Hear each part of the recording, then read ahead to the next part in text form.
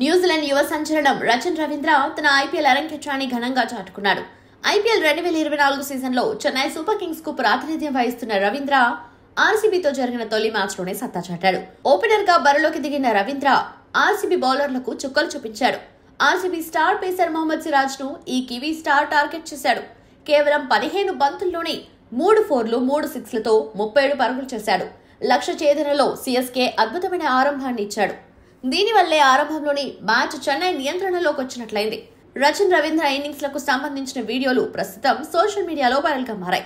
నెటిజన్లు ఇతనిపై ప్రశంసల వర్షం కురిపిస్తున్నారు. సీఎస్కే కు మరో స్టార్ దొరికేశాడంటూ కామెంట్లు చేస్తున్నారు.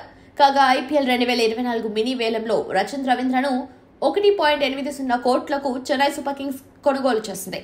సీఎస్కే నమ్మకాన్ని ఇతను వమ్ము చేయలేదు. ఫీల్డింగ్ లో కూడా 2 అద్భుతమైన క్యాచ్లు అందుకున్నాడు. అటు ఆర్సీబీ తరఫున బరిలోకి దిగిన యువ బ్యాటర్ అనుజ్ రావత్ కూడా తన బ్యాటింగ్ తో ఆకట్టుకున్నాడు. టాప్ ప్లేయర్లెవరూ పెద్దగా రాణించలేకపోయినా రావత్ మాత్రం చెలరేగిపోయాడు.